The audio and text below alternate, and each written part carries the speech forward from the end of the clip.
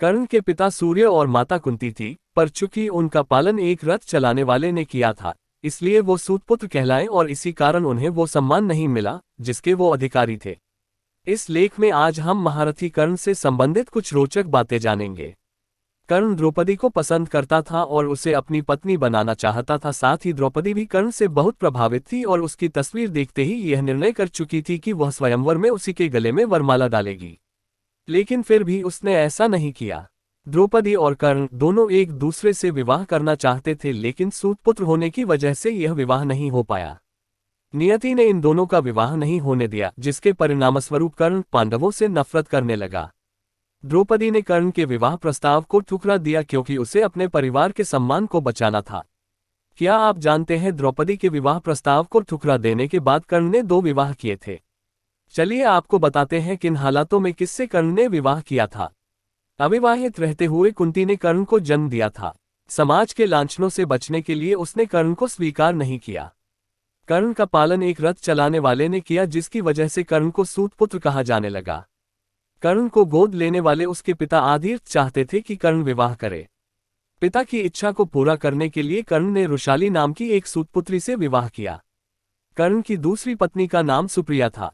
सुप्रिया का जिक्र महाभारत की कहानी में ज्यादा नहीं किया गया है। रुशाली और सुप्रिया से कर्ण के 9 पुत्र थे। वृषसेन, वृषकेतु, चित्रसेन, सत्यसेन, सुषेन, शत्रुंजय, द्विपात, प्रसेन और बनसेन। कर्ण के सभी पुत्र महाभारत के युद्ध में शामिल हुए, जिनमें से 8 वीरगति को प्राप्त हो गए। प्रसेन की मौत सात्यकी के हाथों हुई। शत्रुंजय, वृषसेन और द्विपात की अर्जुन, बनसेन की भीम, चित्रसेन, सत्यसेन और सुषेन की नकुल के द्वारा मृत्यु हुई थी। वृषकेतु एकमात्र ऐसा पुत्र था जो जीवित रहा। कर्ण की मौत के पश्चात उसकी पत्नी रुशाली उसकी चिता में सती हो गई थी। महाभारत के युद्ध के पश्चात जब पांडवों को ये बात पता चली कि कर्ण उन्हीं का ज्येष्ठ था, तब उन्होंने कर्ण के जीवित पुत्र वृषकेतु को इंद्रप्रस्थ की गद्दी सौंपी थी। अर्जुन के संरक्षण में वृषकेतु ने कई युद्ध भी लड़े थे। जब कर्ण मृत्युशैया पर थे तब कृष्ण उनके पास उनके दानवीर होने की परीक्षा लेने के लिए आए। कर्ण ने कृष्ण को कहा कि उसके पास देने के लिए कुछ भी नहीं है।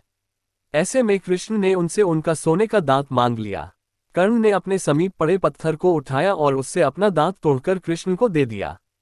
कर्ण ने एक बार फिर अपने दानवीर होने का प्रमाण दिया, जिससे कृष्ण काफी प्रभावित हुए। कृष्ण ने कर्ण से कहा कि वह उनसे कोई भी वरदान मांग सकते हैं। कर्ण ने कृष्ण से कहा कि एक निर्धन सूत पुत्र होने की वजह से उनके साथ बहुत छल हुए हैं। अगली बार जब कृष्ण धरती पर आए तो वह पिछड़े वर्ग के लोगों के जीवन को सुधारने के लिए प्रयत्न करें। इसके साथ कर्ण ने 2 और वरदान मांगे। दूसरे वरदान के रूप में कर्ण ने यह मांगा कि अगले जन्म में कृष्ण उन्हीं के राज्य में जन्म लें, और तीसरे वरदान में उन्होंने कृष्ण से कहा कि उनका अंतिम संस्कार ऐसे स्थान पर होना चाहिए जहां कोई पाप न हो। पूरी पृथ्वी पर ऐसा कोई स्थान नहीं होने के कारण कृष्ण ने कर्ण का अंतिम संस्कार अपने ही हाथों पर किया। इस तरह दानवीर कर्ण मृत्यु के पश्चात साक्षात वैकुंठ धाम को प्राप्त हुए।